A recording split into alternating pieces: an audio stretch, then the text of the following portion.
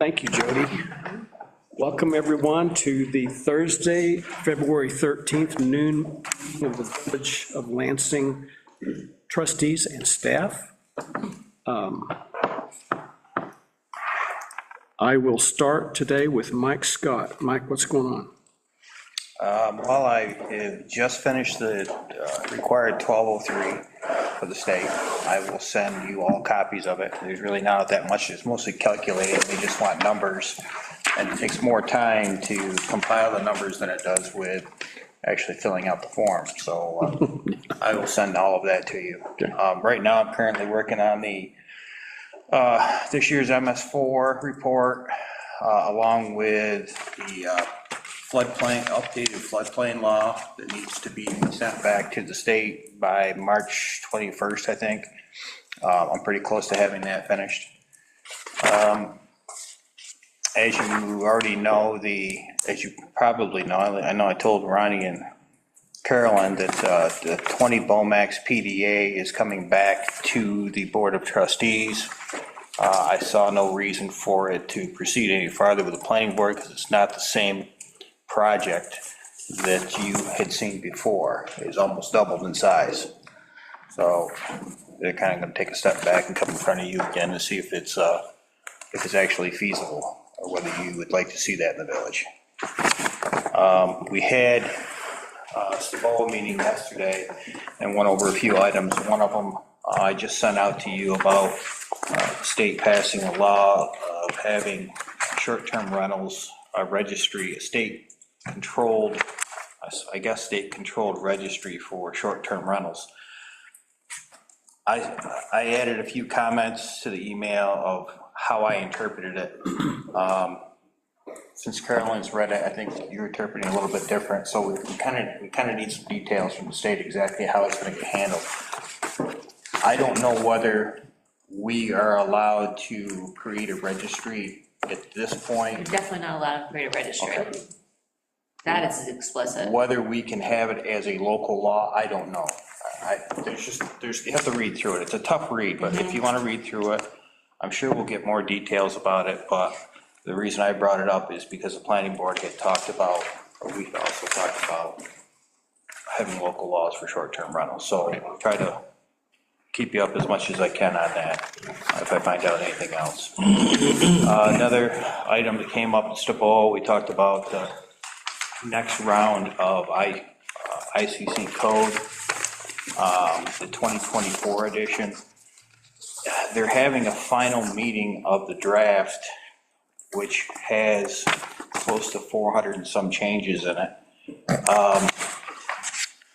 And what we're going to do as far as a group, Staboa, we're all going to sign up to speak at the meeting because the February 28th meeting, they vote on whether to push the draft through. If there's too much pushback, then they may have to revise a few items on there and then set another meeting, I don't know when it would be, with the revisions that needed.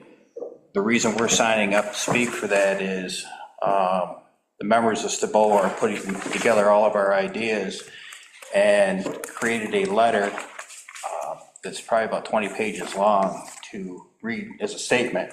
You only get so much time you can speak, so once someone gets time ended, somebody else will pick up on that letter so we can keep reading the whole thing. Yeah. Choreograph the speeches, in other words. Yeah. So we feel that this is the best way to get our point across on Good plan. items. Like I said before, my concern is the sprinkler systems in single-family homes. I don't think it's needed. We haven't heard any good reason why they want to have it. So that's kind of my pet peeve on the whole idea. There's other code officers who have different, I guess, different issues with some of the changes they want to make. I don't really have a problem with them, but I mean, I'll let you know more what all those issues are that we have, and I'll get you a copy of that letter that we'll end up reading. And that's really about all I have. Other than, anybody have any questions for me?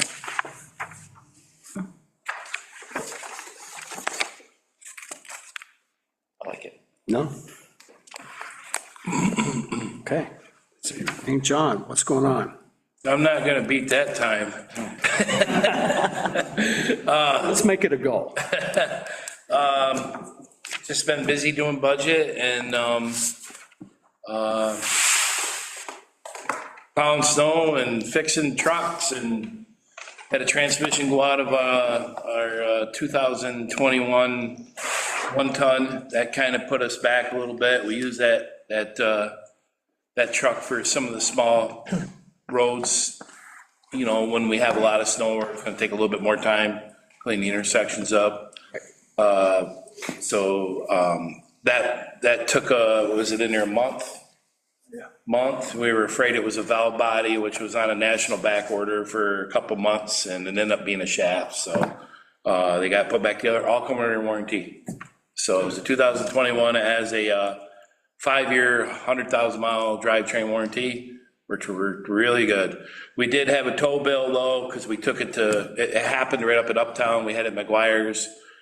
McGuire's roadside assistance only covers, basically we towed it to the shop, and they weren't gonna cover it to be towed to McNerney's and Tully. They're more of a heavy duty transmission experts, and they had it a week and a couple days over here, and they hadn't had a chance to look at it yet.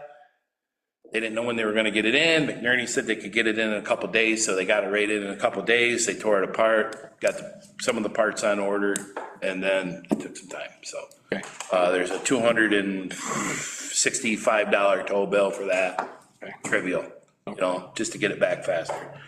Got that back. Is it back in the shop now?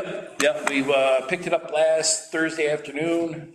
The guys come back and put the spreaders and stuff in it, and we use it this weekend. Okay. And some this morning.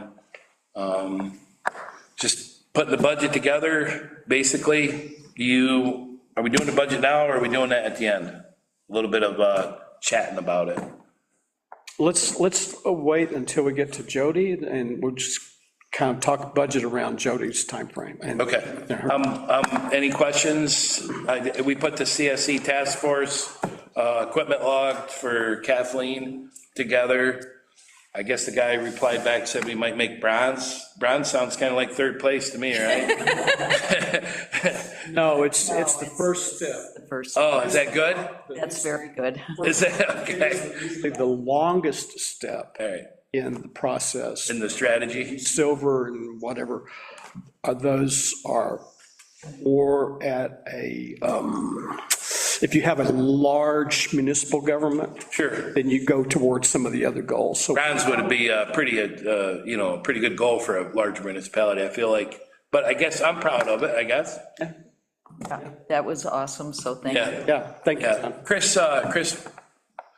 did the data entry on it. I kind of manipulated the spreadsheet a little bit. I didn't like it printing 4 pages, the way it was set up, and we got it down to 1. And I should have never sent. I saw that.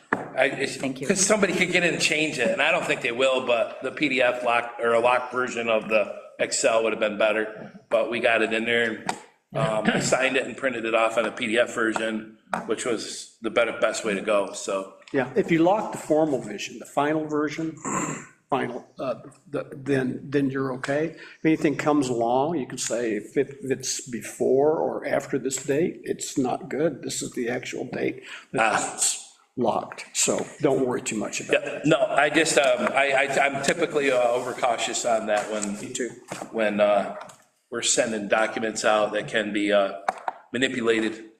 So that's all I really have. Was there any questions? I just have one. How are the traffic cameras working out? Awesome. Okay. Awesome. Last night was a perfect example. It snowed at 6 o'clock, and the temperature's gonna warm up through the night.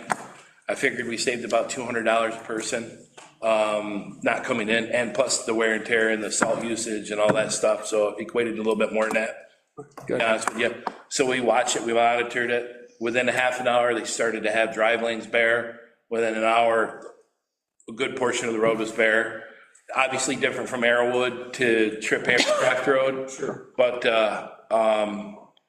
it's not only, I feel it's a savings, but I feel like it's a little peace of mind. We don't have to worry about trying to get a hold of somebody over here and have a look at the roads. We all live a little jab away, so I like them a lot. Good, good. I do. It's been more than once that it's actually, worked out. I test the link that you sent me occasionally, just out of curiosity to see. I don't want to be on it too long because I think every time I connect in, it might eat up some of our broadband. I don't think we're pushing it, you know what I mean? The only time we really look at it is if there's snow events, and then occasional here and there, just to see what's going on over here. But did it work fine when you did that? I haven't had them fail, so it's choppy motion, but it's fine for what we needed. Yeah, ours are crystal clear. Good. Yeah. So the browser version is a little choppy, but it's not unusual when it comes to web cameras, so it's fine. Yeah. I'm glad it's useful. Other than that, trucks and everything doing good. It's been, I guess I could keep going a little bit. There was a salt shortage. There's a salt That shortage. was my next question. Yeah. There is $1,000. a salt shortage. How long will this order last for? It should take us the rest of the year, I'm hoping. Okay, that was my Yeah, question. yeah. To be honest with you, so as the year progresses, More orders that. Oh, that 20,000 wasn't all of it? But as soon as I saw that, I was wondering, are we Yeah, gonna make there's it two through? more deliveries In that case are even there's in there. no more, Haven't gotten bills just in yet. case there's no more salt. Yeah, I wanted to have it chock full. yeah. And because they've already, the Decamp Road, Tuzzy has a salt pad up there that was owned by G&L previously. Rumor has it that American Rock Salt come in and bought that salt pad that has about a third salt left on it. So there's a few 100,000 tons of salt there. Okay. Rumor has it American Rock Salt come in and purchase the remaining salt on there. So that takes that salt. Takes it off. Area. That's all going to Rochester, Buffalo Way. Right. So they're not making any more clear lane, which we use the clear lane, which is the green salt. So there was a monster line of trucks down there yesterday. We pulled in another 98 ton yesterday. The barn is full. So we are in a very conservative mode. I'm not saying we all haven't been, I'm not saying we weren't, but like last night was a perfect example. If 20 minutes made a difference whether it was safe or not, we're not coming in for that. It's just because you'll see all the parking lots around, this parking lot over here especially, they're using sand. Okay. And it's not where we want to be with all the hundreds and hundreds of catch basins we have in the village. No. So that's where we are with the salt, we're full. John, let me ask you a question. If there's a shortage and we have a full salt barn, how do we protect our salt? Not have a truck pull in the middle of the night and shovel out 2 tons of salt? There's a door there, and there was a power interruption in between that door. It was broken wire underneath the ground. So we come in the back door with an additional power supply, and I haven't had a chance to get it put up in there. Okay. We can close the door. Okay. Just don't like to keep that moisture in that. Inside. No, I understand. Just because, but we don't have a problem. I don't think people are looking for that, yeah. They're still making salt. They're still pulling salt up on top of the surface every day. Right. But I agree with you. There's always that thought, it's like I was talking with Carolyn and Ronnie. I prefer the table salt on my steps at home because the dogs don't track it in. The little kernels don't get in there. So I go buy 69 cents for a pound of salt at Aldi's, and I buy 5 or 6 of them just for my steps. Cheaper than buying a bag at Agway. Yeah. 25 pounds is $5. So it's cheaper. You don't have it anymore. Yeah. Like that. Yeah. So, it doesn't track in the house, that little pebble of salt that gets on the dog's claws. So I use table salt. It works really good. It actually has some cannon salt, which is a little bit more coarse. So that's what I use. Works good. But anyway, Sorry. Guys, a non-salt question? What are risers for manholes? underneath the frame, there's a barrel of the manhole that the pipes penetrate, and then there's a cone. And then on top of the cone, between the frame that holds the lid, that needs to be adjusted to grade. In dirt areas, it's not really much of a deal. You can put the manhole frame sometimes right on the cone. In the blacktop areas, you have to adjust the thickness between the top of the cone and the frame. And you do that with a riser? And you have to do that with one-piece concrete risers. They're 30 inches, 24 inches in the center, and they're like 38, 40, 36 inches outside. Raising the blacktop, you would retroactively install that? So basically, when we did the manholes down here on Cuga Heights Road and Twin Glens, we always tend to keep a few risers in stock, and we used all of our inventory. And the reason being is because years ago, they used to brick them, and bricks disintegrate by moisture. Bricks versus concrete, cinder blocks versus bricks, there's a difference there. Concrete bricks last longer than cinder blocks. So they used a lot of cinder blocks years ago, and they decompose and then they collapse. That drops the frame down. There's one right here, is a perfect example. It's right here next to the village office that's set down in about that far. Yeah. It's not a safety hazard yet, but when we get close to, we'll monitor it. So we put that, we'll saw cut around the manhole, pull the manhole up out, put a new riser in, butyl it, which is a mastic tar-like elastic product.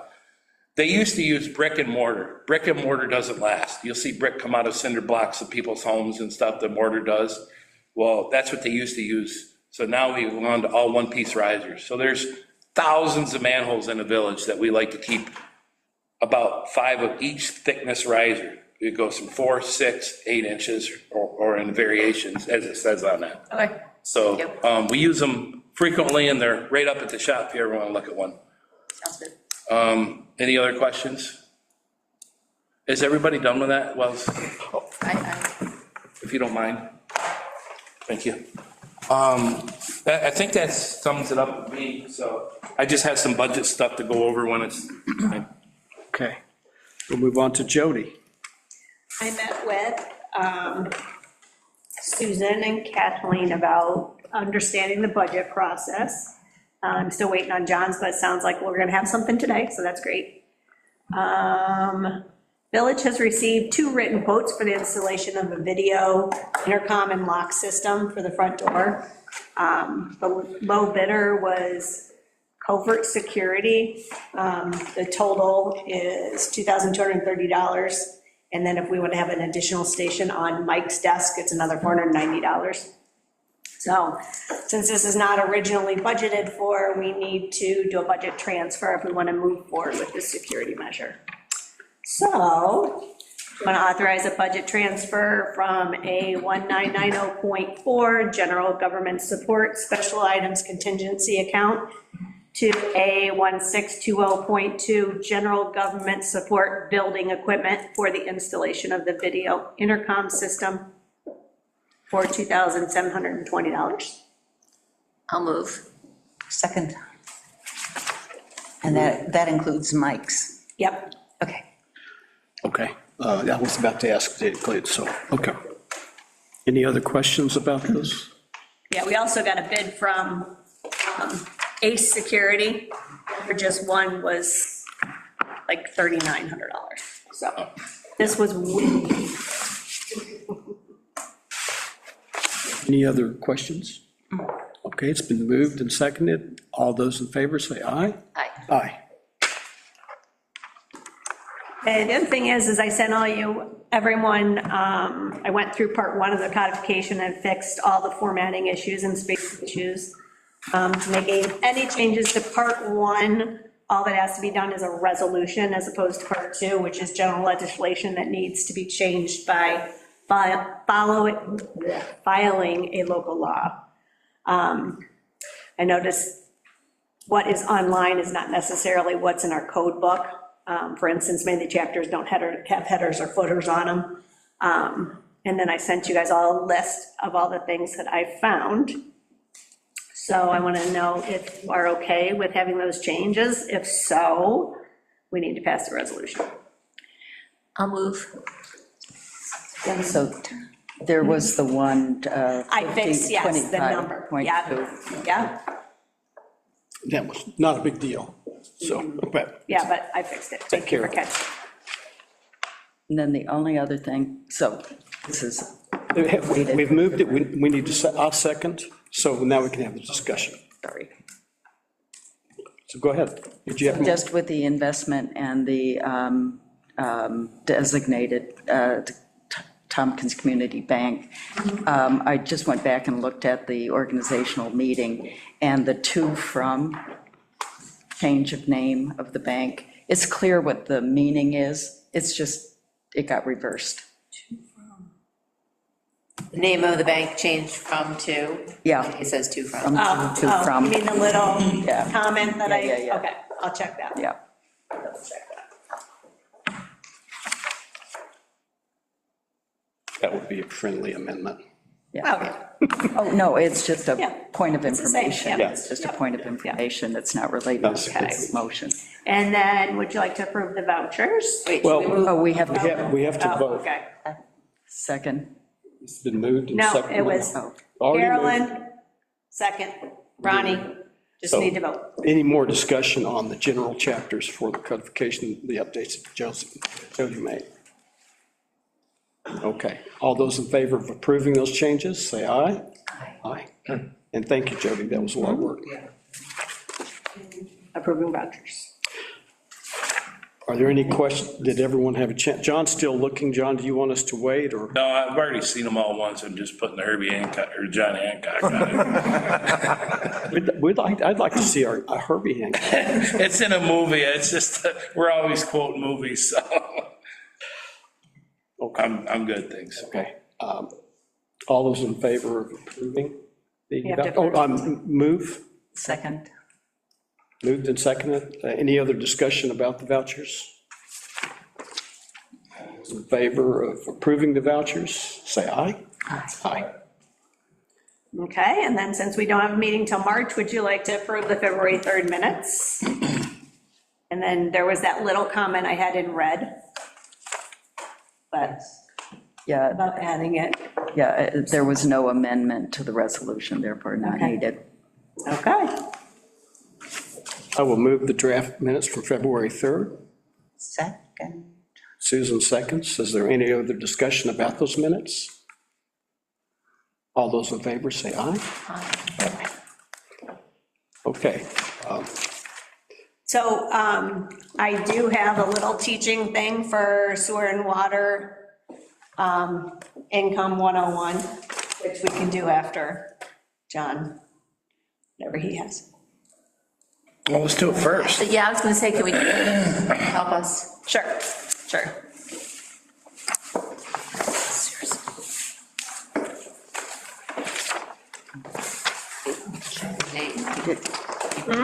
You? I suspect that there's gonna be clarification before then. Just in case I have to tell somebody. Oh, You should fall off the face of the okay, so water revenue. There's not a whole lot of different income streams. It's basically your metered water. And then I have there a list of how it's actually calculated. So Bolton Point sets a rate, and then we have a surcharge, and those two together become the price per 1,000 gallons. And there's a minimum of 5,000 gallons billed to everyone. 2144 service charge. This is the money we collect for the annual sprinkler charge or work that Bolton Point does that is billable to residents. So basically, it goes on the bill, and we just turn around and give it right back to Bolton Point via F2120.4. 2401 is interest. 2401R is interest on reserve accounts, and we do not budget for that at all. Sewer revenue streams. So this is a little better because we have our sewer rent, and then I have there, it's broken up between being the Village Cuga Heights. They charge $7.59 for 1,000 gallons. And then we are 25% of the water rate is how we come up with our surcharge. So that together, those two, it's $9.27 per 1,000, and then minimum again is 5,000. 2122, this is the extra thing that's in the sewer fund as opposed to the water fund, which doesn't have this, and it's for a connection fee, and that's $23.50. So each house has one connection fee. If it's a 33-unit apartment, then they would be charged 33 times $2,350. And then for commercial properties, the Village of Cuba Heights decides how many units they need. They look at the business and tell us, this is what you need to charge them. 2128 and F2148 are both interest and penalties. If a resident doesn't pay their quarterly water or sewer bill, then they're charged 15%. And that's just a one-time. It doesn't keep going again and again and again. So G2374 is the sewer charge for Cuba Heights. This is a pass-through. You know, they set their rate, they decide how much they need to run their plant, and we're at their mercy. We pay 1.5 times what Village Cuba Heights residents pay.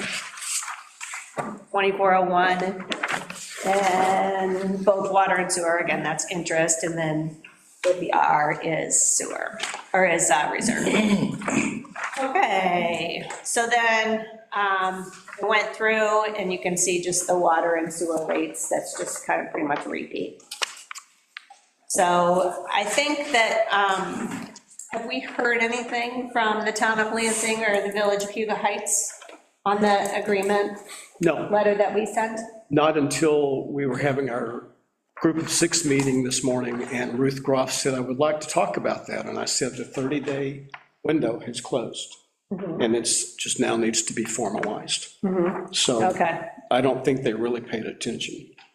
So that's not our fault. So no, we received no feedback other than they wanted copies of the original agreements from us that we had sent them.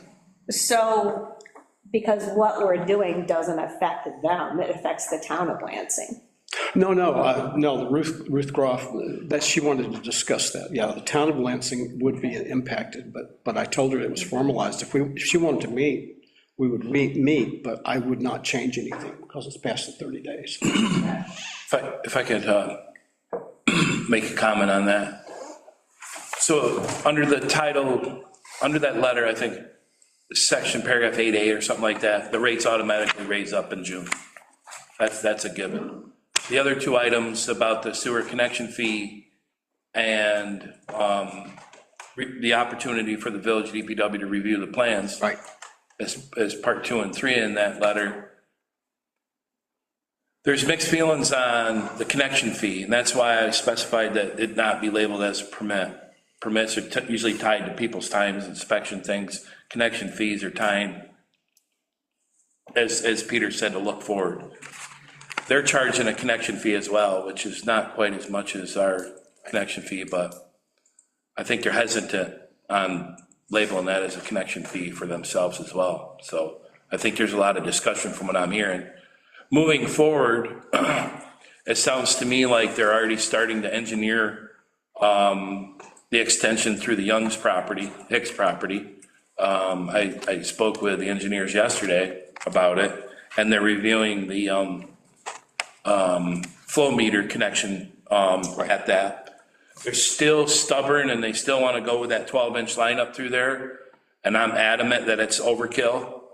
I can show you on any one of the village maps that we put 1.5 million gallons down through the, up to 1 million gallons, 1.5 million gallons down through the railroad interceptor flow meter, and most of it is conveyed through 8 and 10-inch mains.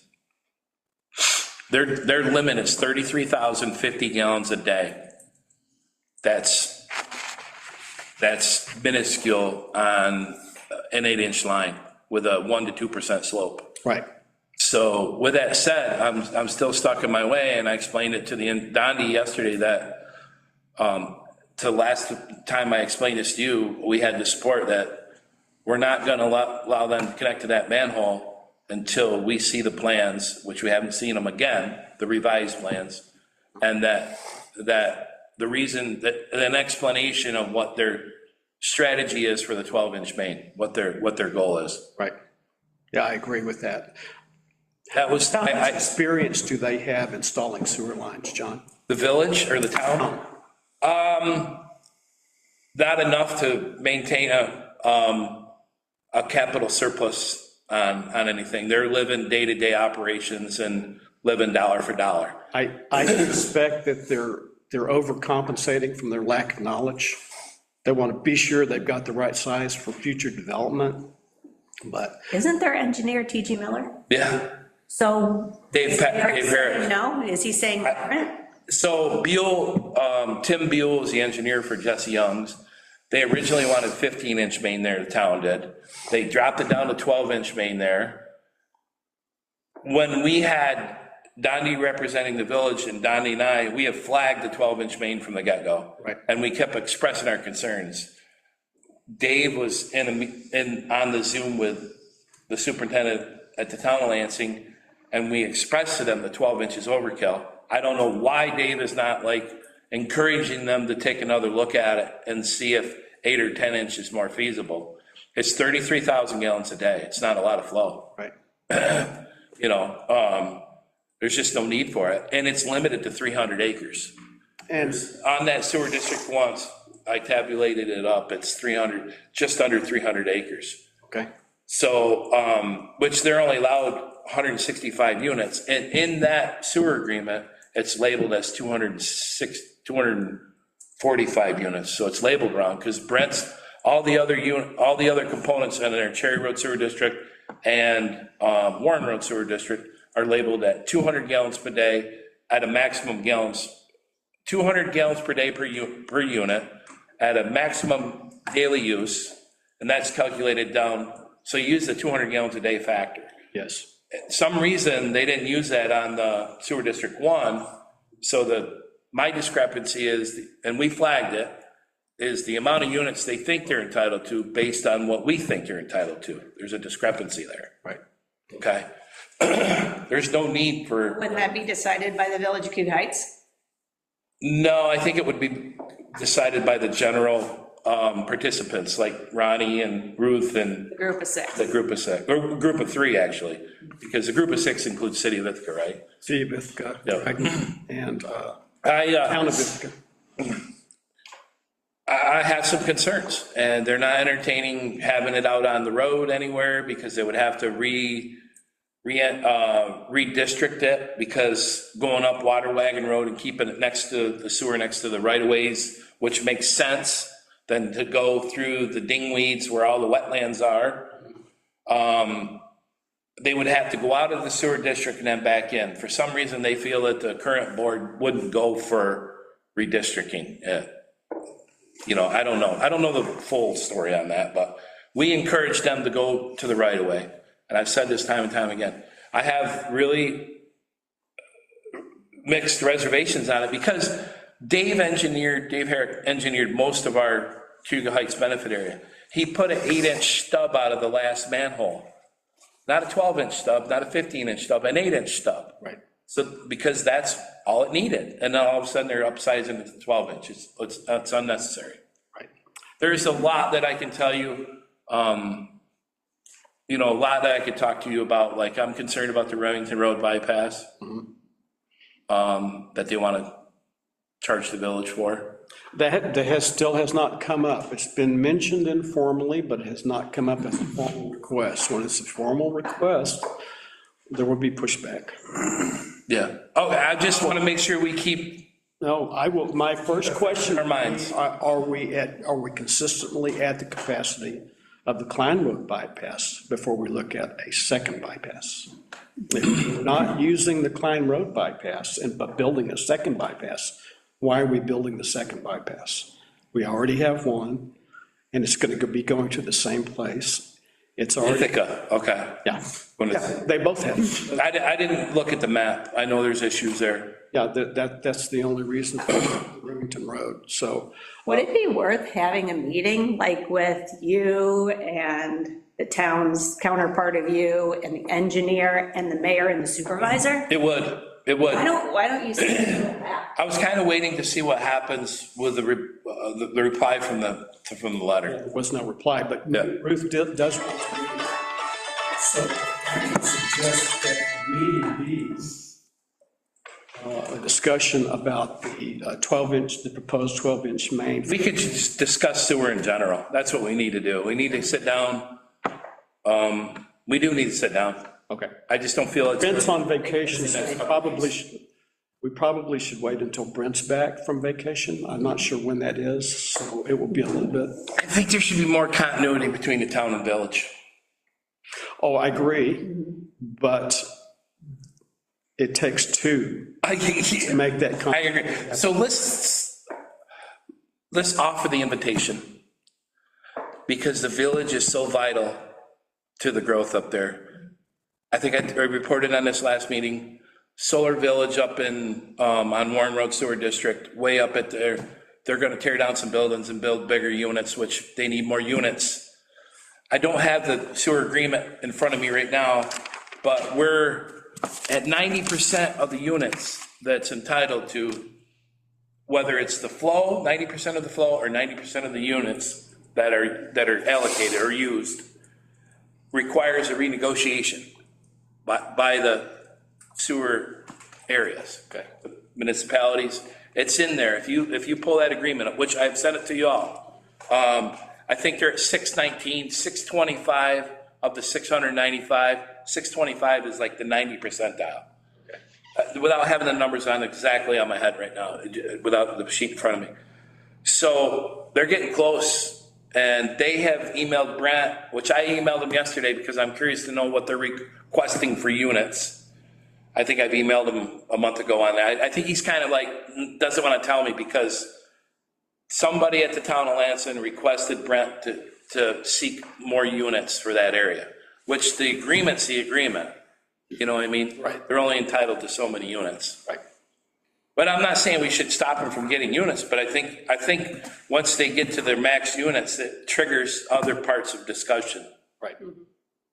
That's where I'm at. Okay. So Ronnie, the letter says that, there's a time period where if you request an increase of the rate, they have the notice period and blah, blah, blah, but then, Are you on the sewer agreement?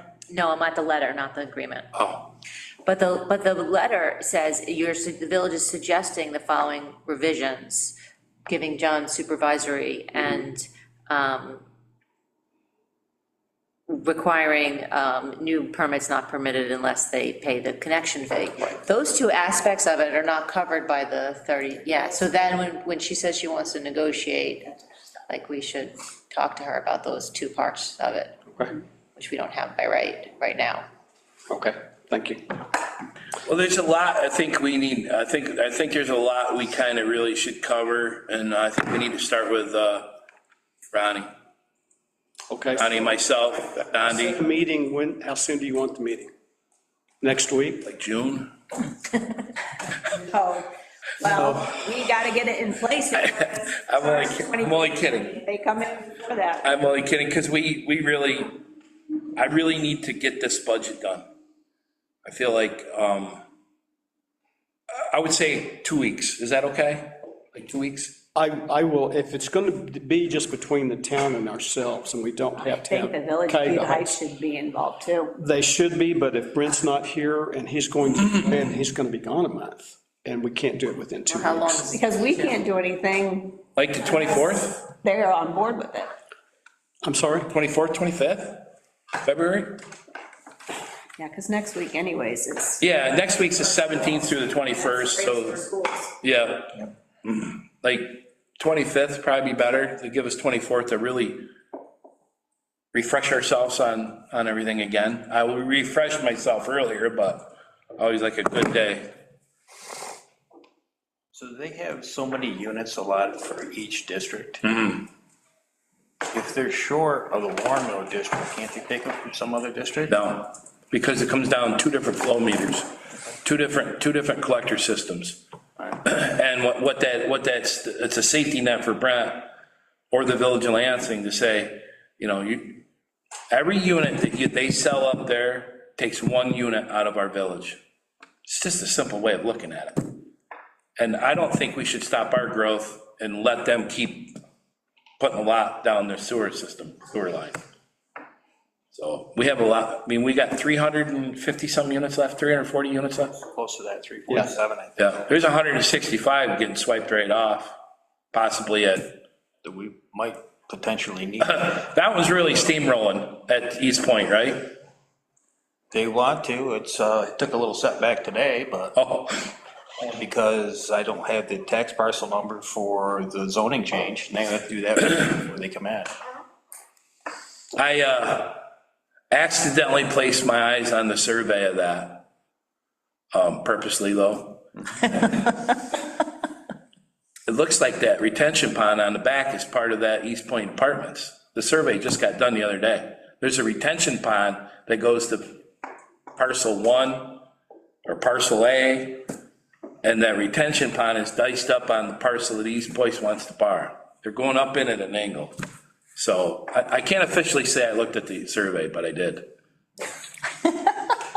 It was like this, and I seen them.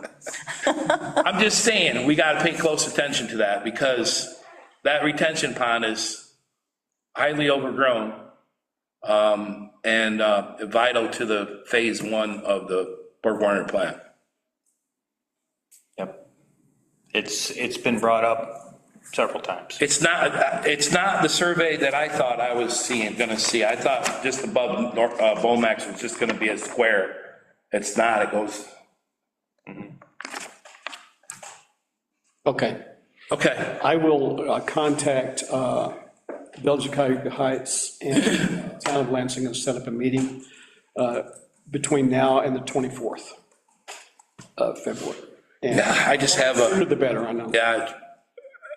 President's Day, I'm assuming they're off that's this coming Monday. Probably can assume. Yeah, I have some appointments coming up next week. I'll work around it, figure something out. I will do it by doodle poll so that people can input their times and we'll pick the best one. So, okay. I can do that today, I believe. Okay. Anything else about the budget related to the budget? Oh, are we talking about the budget now? Yes, we were. Okay. We just got off on sewer because of the sheet Okay. Jody gave to us. So, there it is, right here, I'm sorry. In order to help me plan my budget, I need some input back from the board. I've explained my concern about the sidewalk down Uptown Road from the Global Park. Global Park's here, Danker Park's here. Continue that sidewalk down to Nissan, and then a little piece here. I felt like the consensus was everybody was in agreement to that. This is basically the looks of the road. Here's the Nissan dealership down here. It's a pretty high-speed road, careless drivers kind of thing, and pedestrian use on this is there. I think it would be even more with the density that's around that neighborhood. If you look at the density of all the apartments, this is really high density here.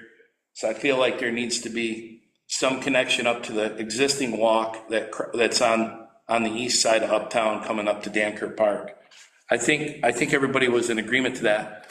That I want to go out to bid with. Craft Road sidewalk. Craft Road has a mixed use, a lot of density. There's some pretty good density up in Janivar, Lansing Trails 1 and 2 area. A lot of businesses here. There's really no safety. There's no backwoods trails back to the sidewalk down on Trip Hammer. My goal, I feel, is sidewalk from Trip Hammer Road up Craft to Janivar, maybe even to Ned Hickey Park, or back down Janivar to the Watapka Trail system. We're looking at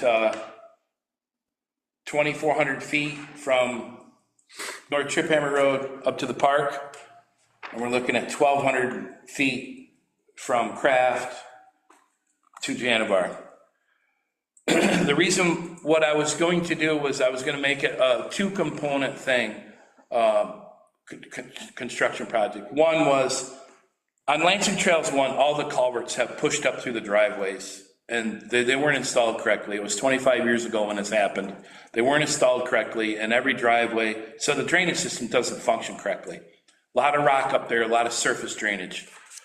I mentioned it to Ronnie and Carolyn, and I think I might have said it here in this part, one of these meetings, that we want to do some storm work up there. Well, if you do the storm work, you're gonna have to dig every driveway up and reset the pipes. When you do that, you're gonna have to put the blacktop back in the driveways.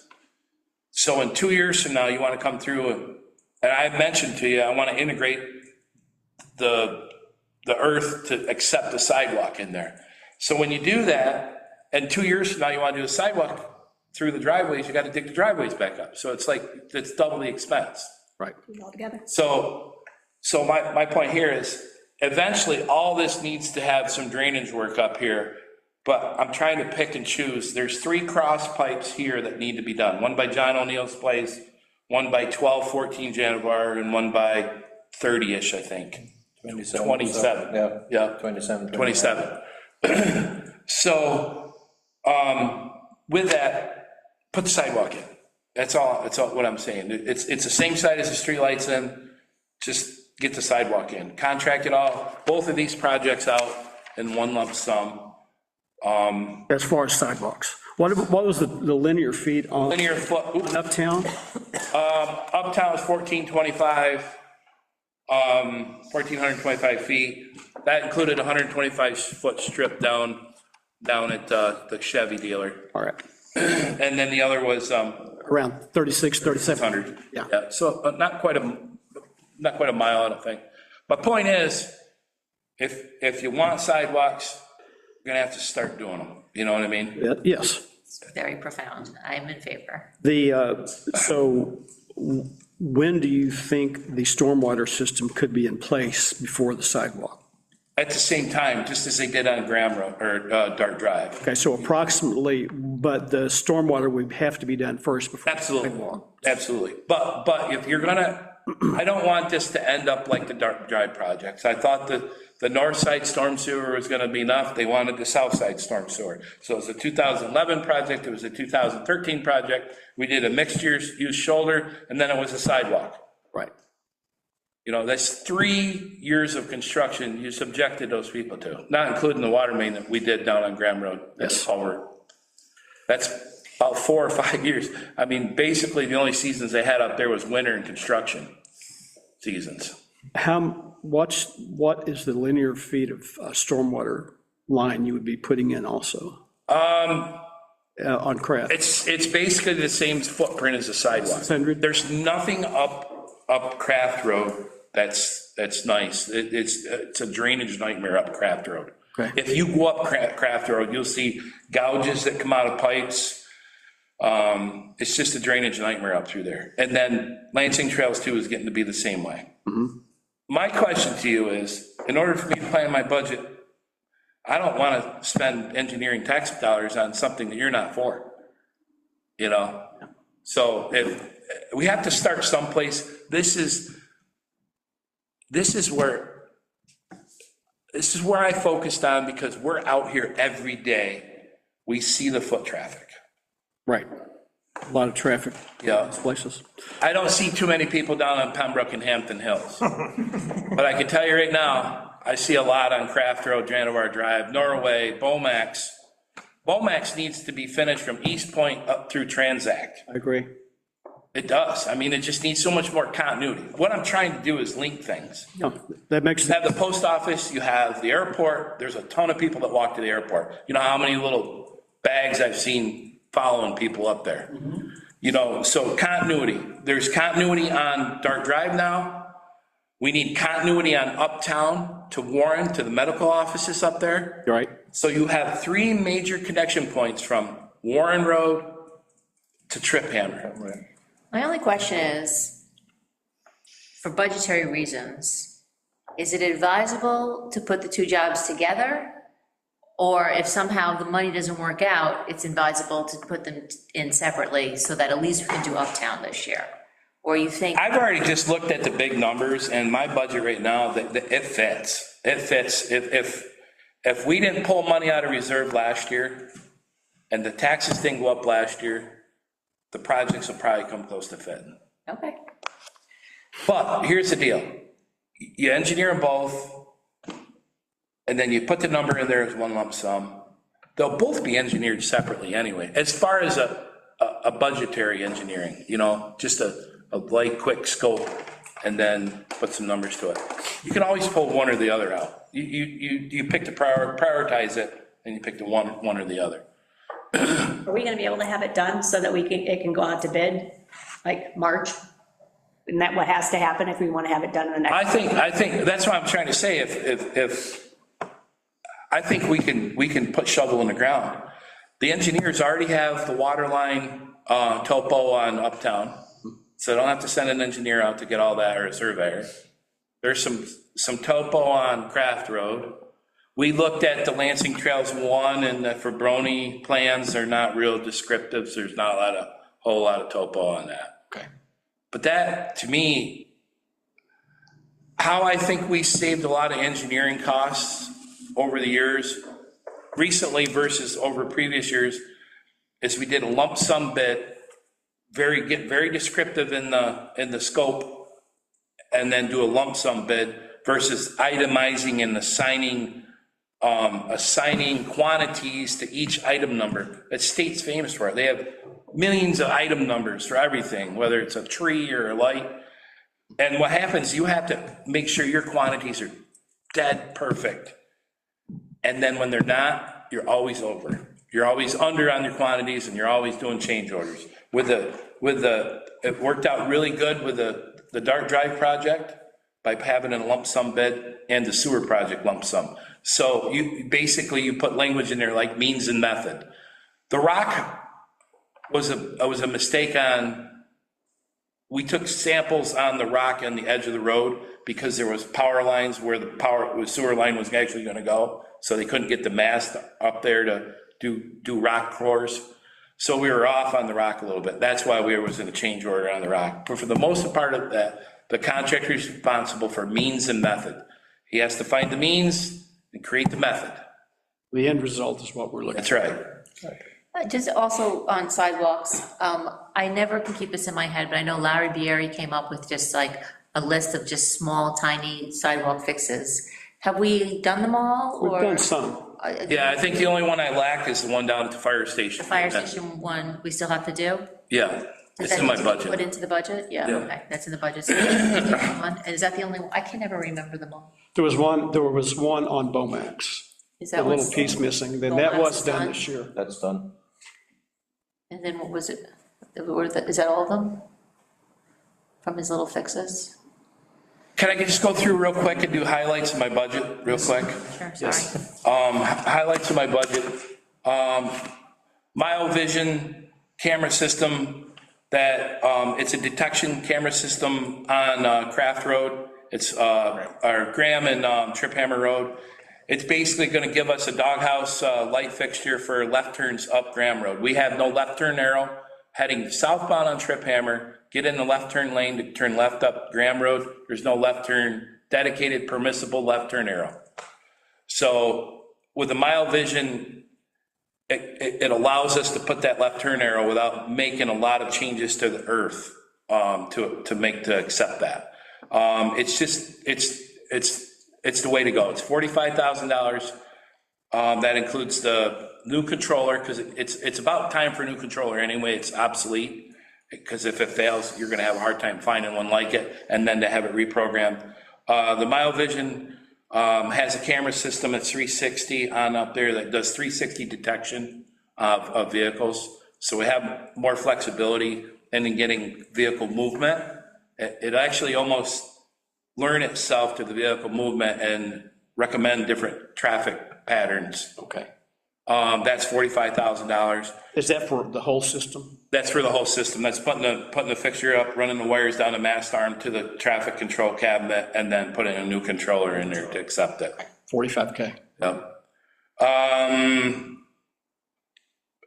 We put in a new Volvo EWR 130 excavator. It's a bigger excavator, rubber tired, to do some ditching. We're starting to see a lot more maintenance on ditches, cleaning ditches out, doing road crossings. That's $215,000. On equipment always is, On that one, I don't recommend that one this year, okay. because I'm concerned, judging by what's going on at the federal government. I sent you an email earlier. Oh, what's going on at the federal government with the cuts to staff, budgets, and grants, that's going to trickle down to the state, and all of that's going to trickle down into the village, the county and the village. I think we need to treat this next year as a year of austerity and watch what happens, and something like that, maybe a future year. Well, I don't see that, to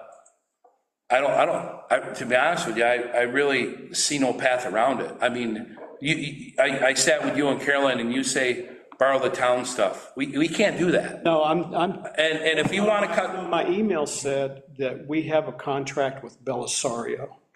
right, Use them and their equipment to do the work, plan to use them and for the work rather than purchase the equipment. problem is, I'm having a hard time getting anybody, getting him and any contractor. That's the problem. If you look at last year's work or the previous year's work, they're having a hard time getting help. Then we need to negotiate the contract. If they cannot meet it, we'll have to find another provider. That's the whole point of having a contract. If they're going to sign a contract that we use them in an emergency basis or when we. Oh, the emergency They're is not a problem. there, it is, not well, but planning for something and them not being able to be there creates an emergency on our part, something that needs to be done. So if they can't, then we need to negotiate another contract. If that's the way of thinking is we're gonna cater, or we're gonna be concerned about the federal government downsizing, then we should cut walks out too. We should be a lean budget. We really should. Well, my problem with, sidewalks and walks are infrastructure, and they have a longer life cycle. If we buy a large piece of equipment, you have to build storage to enable to protect it because you're moving equipment out of the garage to move it in. We're also having to provide maintenance on that equipment. It's going to cost to, I guess, maintain, protect it, and secure it, and it's going to do nothing but lose value over the time. Everything we do loses value as far as. No. I'm not arguing. I'm just trying to tell you that we really need this. We need it because we got a lot of ditching to do. And we have been proven that the last 2 years has been a lot of stormwater flooding in all these houses. Wolfgang's culverts up through there need all cleaning out. There needs a lot of cleaning out, and I could spend all summer doing that.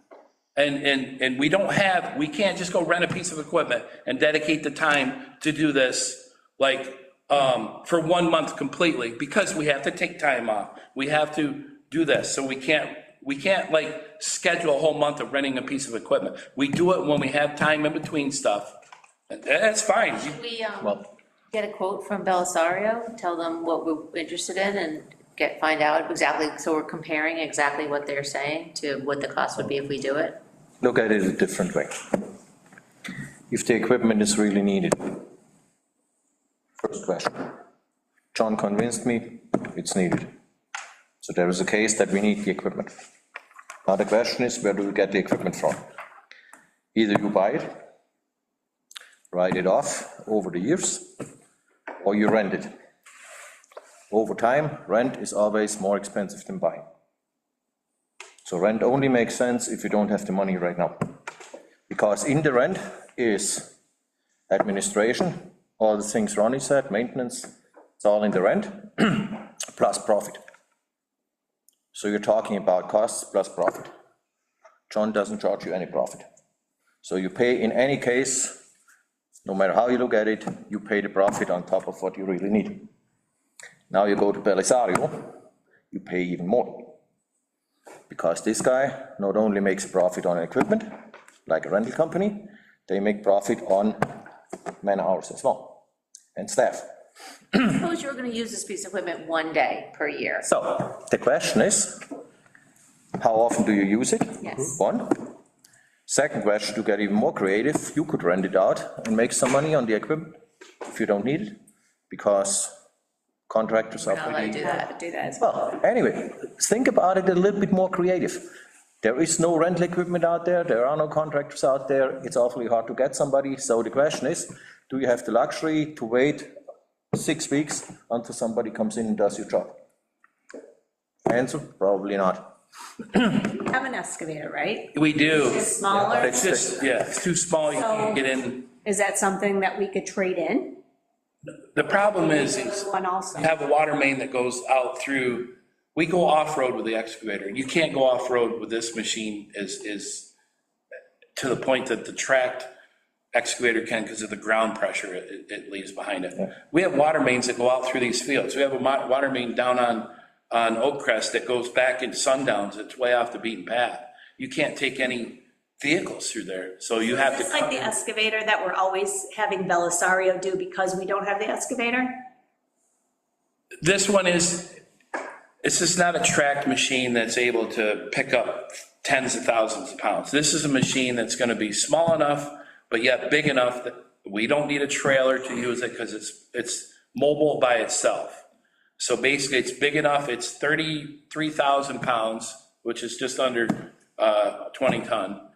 And we can go down, if we have a tree that falls across the road down on Pembroke, we can go down and take it out. You know what I mean? And just the amount of ditching, I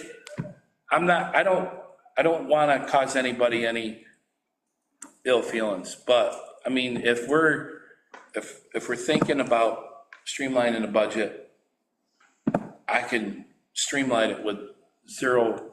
I don't think you want to do that for capital project. I guess I still have the same question. There's an over-under of how many days and how much usage it's gonna get, and then how much that would cost from Belisario to how much it would cost, you know, because we don't own airplanes, right? We just rent a seat, Right. because that makes more sense, so.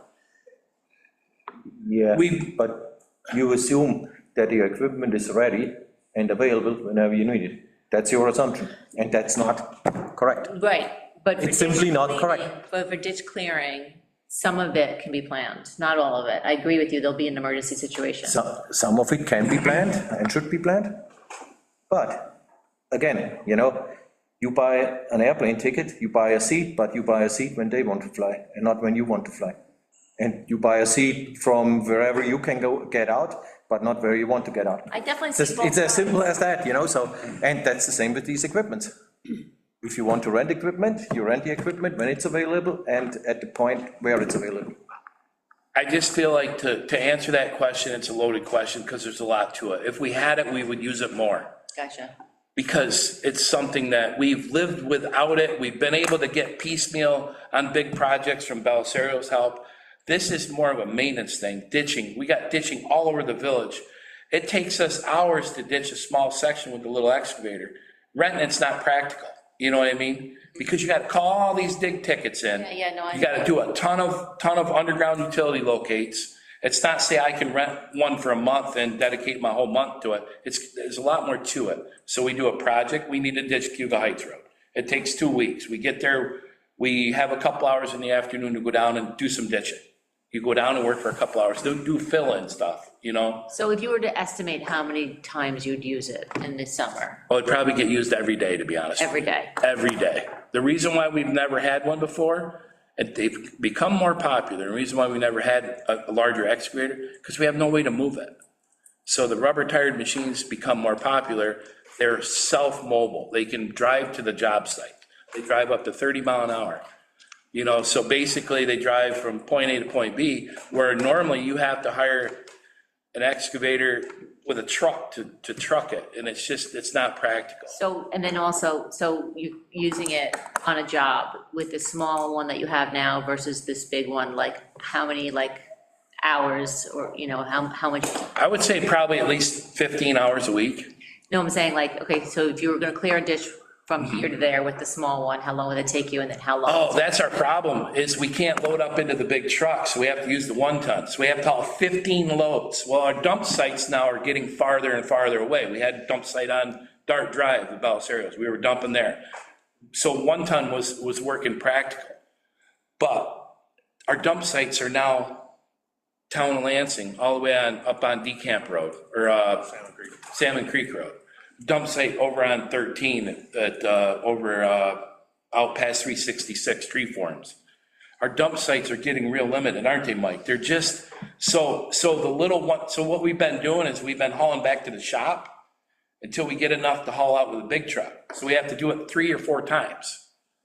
And so like, it takes us hours to ditch with a 1 ton because it's a wait time, ton of wait time.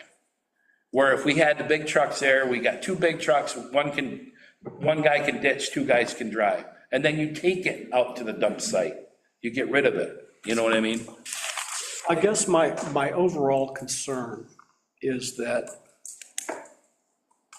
we should treat this ditching as a project, just like stormwater and sidewalk on Craft Road. And we should make it a capital project. And, I mean, an option is to treat it as a capital project and say, we need a company that has the large excavator with multiple trucks to move whatever it's excavated to the dump sites. What would something like that cost to get everything we need done in one season? You would chew the money for that excavator up in 2 years. You would. But how often do you do the excavation of the? You ditch every 2 to 3 years. Okay, all right. You ditch. So the problem is not everybody wants their ditches cleaned out at the same time. So like, for instance, went down to Beckett Way and ditched from the park up through 3 or 4 houses up through there. Well, the next guy doesn't want his ditched, and we don't ditch it until it needs it. So it's not like I can come through and ditch the whole road. You know what I mean? Because I know we have the rights to, but do you want to? That's the big difference. Because you're gonna make a lot of enemies quick when you start ditching your lawn up. So, but if it comes to the point that it absolutely needs it and you have no choice, then you ditch it anyway. You work with the property owner. Okay. It's fine. It You know, sounds like you would save a lot of man hours. Yeah, a ton, because what we're doing now is, it's just not working out. Right. 1 ton only hauls 1 ton of dirt. Yes. The big truck hauls 17 ton of dirt, you know? So there's 17 trips up and down to ditch 200 feet. It takes you hours. That's why I've held off, Ronnie, I've held off as long as I could. And I see it just not being practical anymore. Okay. You know, and it's not working out. Our contract is good when we got 2 or 3 weeks worth of work to do. It works perfect. To come in here for a day or 2, No, it's not what it doesn't make sense. no, that does not make sense. I mean, do we need this machine, guys? Yeah. I mean, it just makes our life that much easier. That reduces the manpower, but I'm fine with whatever your decision is. I love my job, I love this village. Leave it in. We will vote on it. yeah, it would be really helpful, frankly, to have your sheet with your wish list and your prioritization. And over the 5 years, what do you see as, year 1, year 2, year 3, year 4? Because just like roads, it's so many miles per year. Yeah, equipment. So kind of that long-range plan also in there. And that would help Yeah, with projected costs. The other thing it does is, when you take a truck and a trailer that's 50 feet long with an excavator, you leave that here, now you're working up the road, you're stretching your work zone out. Right. 300 feet, whereas if you have 2 dump trucks and a guy drove the excavator there, you're down to 150 feet. Right. So, They all move in tandem. yeah, and you're not leaving your truck down the road and get hit like mine did once. Okay. I understand I can't get into projected costs.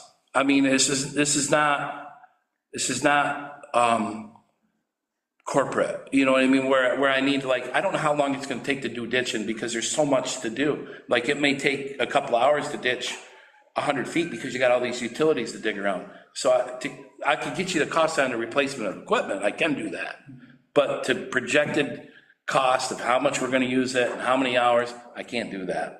It's just, it's so unknown. We might be on a water break for 24 hours, or it might take 2, No, I understand that. It's, let me carry on with my budget. I'll throw this to you guys when I get it done by the end of the next week.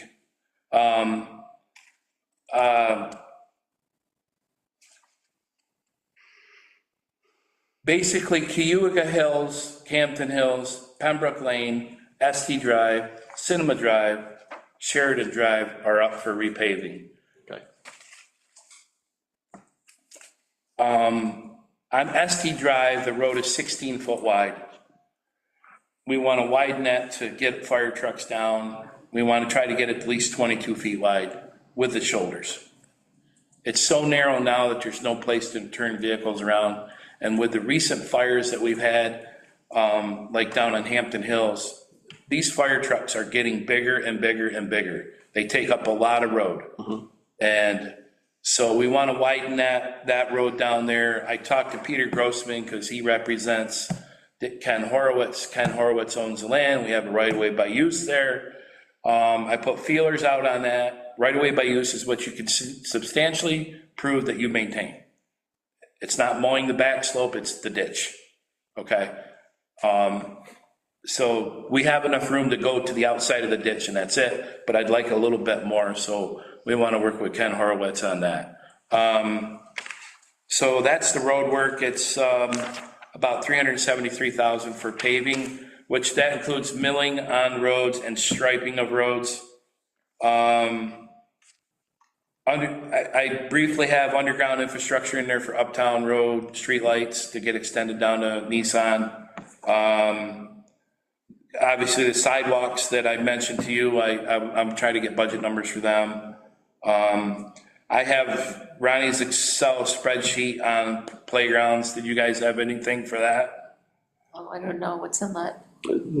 We don't have anything so far, nothing formal. I mean, we have not had any discussions about. Kathleen and we're gonna meet tomorrow to talk about that. As far as I know, we haven't made any suggestions yet. How much money did you have in that? No, it's whatever you appropriate. I would suggest, if you are planning on doing anything big in parks, you take it out of our Park and Rec Reserve Fund. If you're ever gonna do another big, $100,000 for a playground or, that kind of thing, I would take it out of reserve, because we have that reserve, and what are we gonna use it for? Okay. Basically, the storm sewer on Janivar Drive, beautification, maintenance and flower for the village gravel bed, or village flower beds at the office, and then around on the village areas in the right of way. I put a little money in there for tree planting. I don't know if anybody wants any trees. I know we adopted a tree shade kind of memorandum. Have we done everything that we said we were gonna do this year for trees? I know we planted a bunch. We did. We planted a lot. We planted a lot at Ned Hickey Park. We planted 3 or 4 trees at Hartel Park. So I was just keeping a placeholder in there for like. Things that usually pop up, right? Yeah, additional trees that maybe. Jody, do you know off the top of your head what's in the park reserve, approximately? Maybe.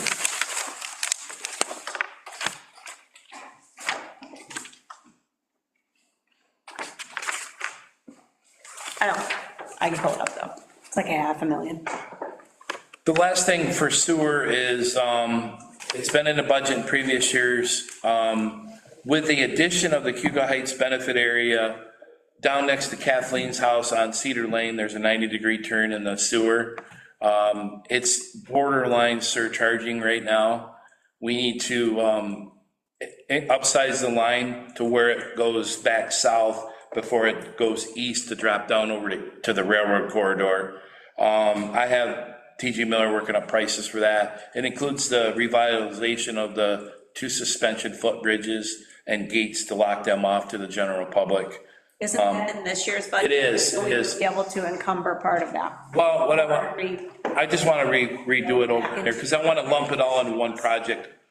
It's all relative, and to lump it in one project means one mobilization, one bond, one attorney review for the village. It's just much less expensive to incorporate it in one project and water, I basically have we purchased new pumps last year for Brown Road Pump House.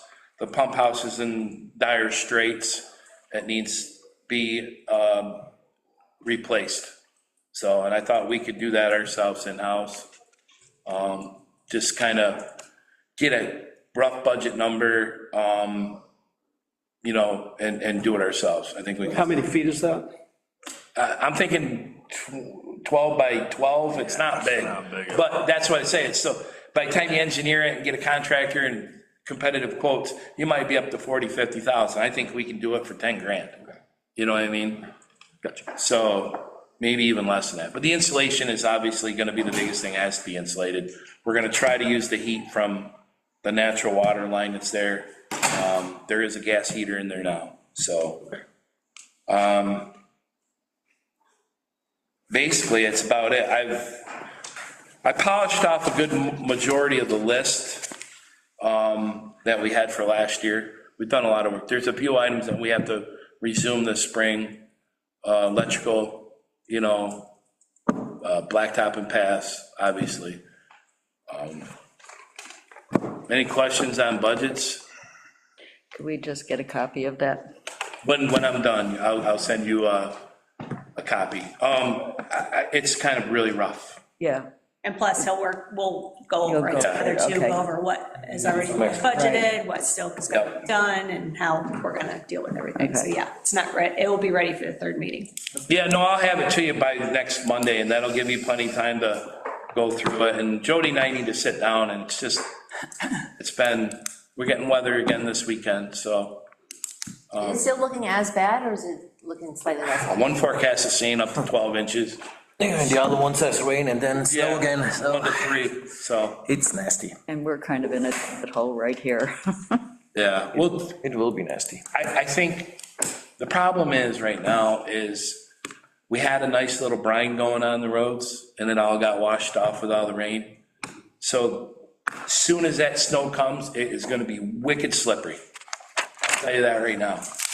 Like last night, we had enough salt on the roads, the whiteness to it, that we were watching in cameras, and eventually it kind of stopped snowing, and all of a sudden it started melting.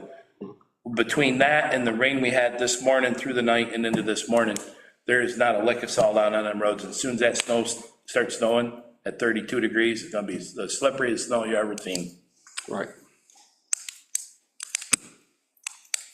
Okay, well, thank you. That's all I really have.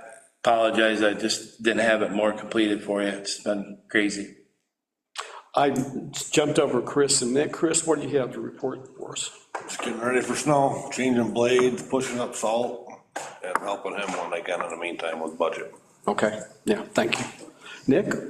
Same thing, just make sure the trucks and my sidewalk equipment's ready to go for big snow if we get it. Yeah, this time of year, that's about all you can do is prepare and react, right? Yeah, clean up after. Yeah, prepare, react, repair. Repeat. Yeah, repeat.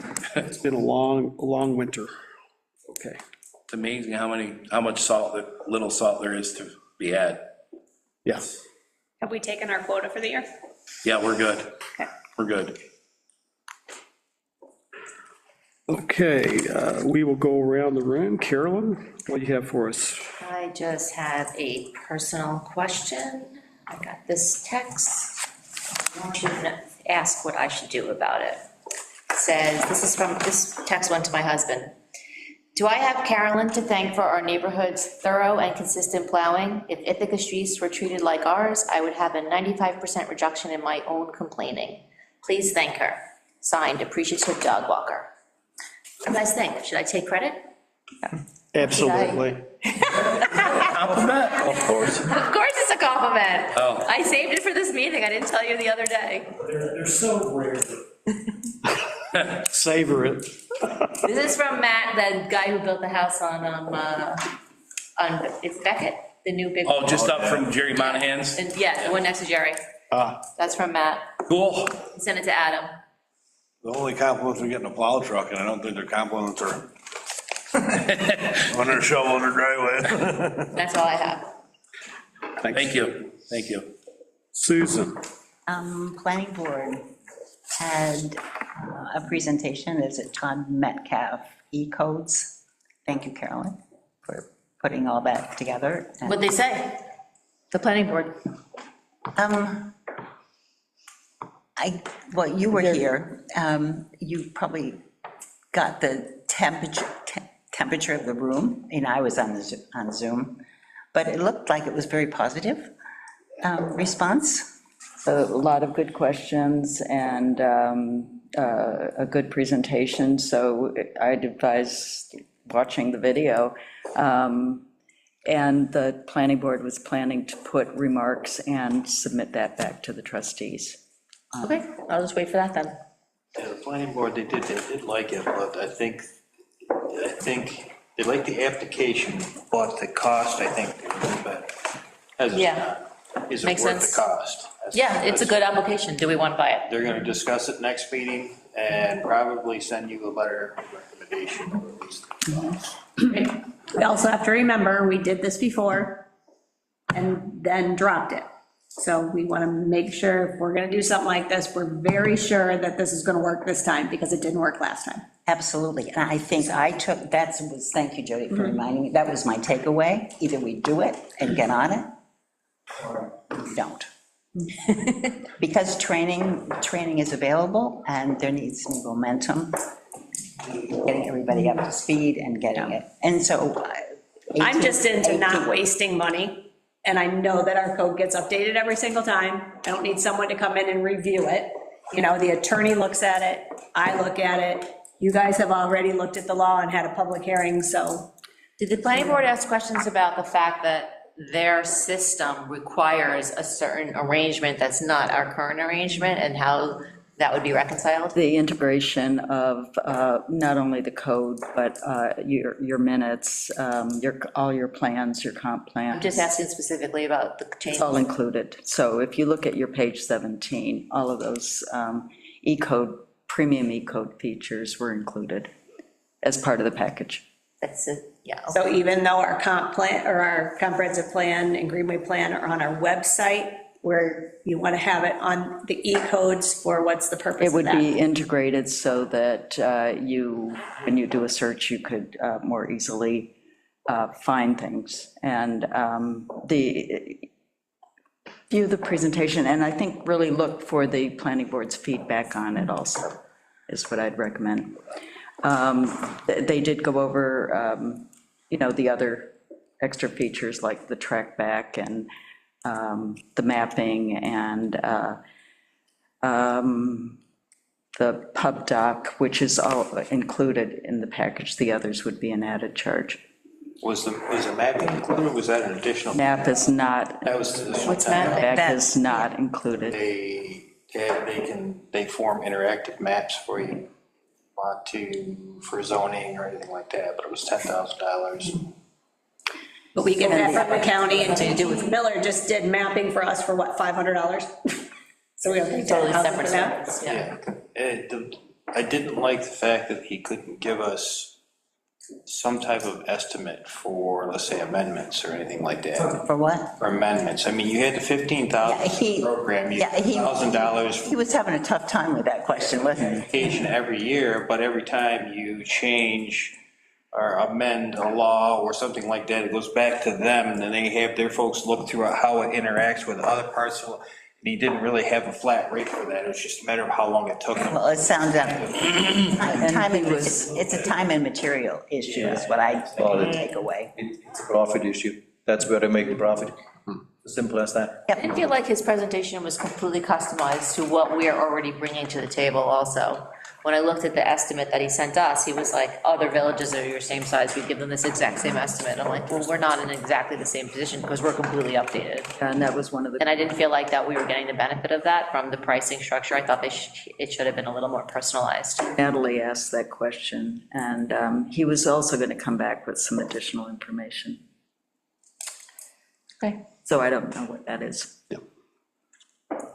Unfortunately, that aspect of it, that's an open checkbook, so to speak, would be the best part of this whole thing, because if we applied a new law, it's how it interacts with all the other laws, what changes need to be made all over that point, but we don't have a flat rate from them. Other than that, Jody always keeps. Does everybody know how, when something like that happens, and they're in different places, does anybody know who does that? No, our lawyer does it. Yes. She does it. And I think the problem we're having is that when David Dubal was still here, the ball was dropped with him. And then Natalie's picking up. Natalie is just still learning her footing about how involved we want her to be. It should theoretically be more cost-effective to not have a lawyer do it, theoretically. But sometimes the learning curve is so high that the hours come in. For She's super instance- familiar, but it shouldn't be that her hourly rate is better than an E-code company hourly rate. But maybe it is. I think once you get into any type of service Right. like this, that I consider information technology, IT, you will have charges that can approximate a lawyer's charges at the end of it all. What I saw is probably I thought that the quote was probably fairly realistic in what we would be charged. The issue I have is with the annual subscription, and then on top of that is any charges related to labor. And again, you run into the same issue as once you do labor and they're doing it, it's out of your hands how long it takes. And I suspect that they're not quite as regimented in tracking their billable hours as an attorney would be. So I think it's a good company. They obviously have good support locally. I would still recommend that we contact the municipalities who have been using it for a while and ask them how the transition went, how does the subscription work, and how about their amendments? What kind of unexpected expenses are they really seeing? You can't have anything better than a good local, close-by user base for a similar product, rather than Dryden doing just did something it. on your own. It took 2 years. In the Because county. they had all their laws were in a drawer. Did Natalie tell you that? Right? I didn't mention Yeah, did The drawer. not, they were not processing them properly. Okay. We are. They're going to the state. So if you go back to the proposal, they actually list the county uses them, the city uses them, the villages that use them, and the towns within the county that use them. So it would be good to just contact them. You asked Mike about it, right, didn't you? Someone talked to I Marty. didn't ask him specifically, I was gonna ask Dave Sprout about it. Oh, okay. Dryden. I thought But somebody can reach asked out him. to a few code officers and see how they. Sure, that'd be great. Information. Anything else, Susan? No. Wolfgang? Well, thanks for digging up the NICEAG power outages, the reason, switch gear. I got an email from John Dennis right after our meeting, before he sent out this big email. He obviously tried to get me to a statement, which he didn't. And so then he decided to go the other route and contact the whole board. So just whatever, whenever he sends you something, just be careful. I told Ronnie that I felt like we've already addressed it. So he sent me personally an email. I know, I'm just- Without anybody copying on it and things like that, and it was clearly, he wanted to have a statement which he could use on his website, and he didn't get it. Pretty straightforward. I agree. No, it's just, you know, Anything else? no. Thank you, Wolfgang. Kathleen? Let's see, thanks for the fleet inventory, for everybody's work on that, and thanks for the training, Jody, on the budget. The only thing I've got, well, we're meeting Tomorrow. tomorrow for comprehensive plan and for the budget. And the 18th is the next CSC meeting. Is that right, Ronnie? And, I have to look, I'm not sure about the exact date. I think it's 2 weeks from today. and you've done a ton over the past 5 years, everybody working together with Ronnie to put all the information and all the plans that are in place, working toward that certification, so I can outline that for you. It's impressive. Just want to just let you know that Tompkins County Whole Health has a community health survey. The deadline is February, the end of February. Let's see, it would be February.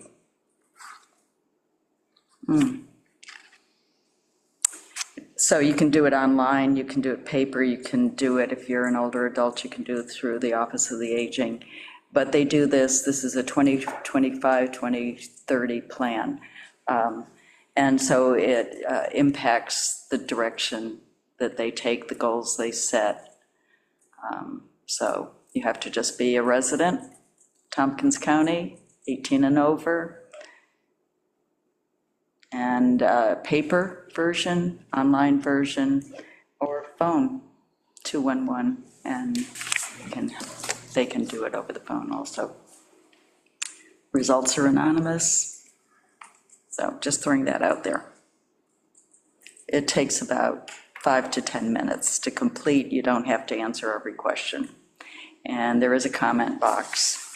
Okay, And that's it. thanks, Kathleen.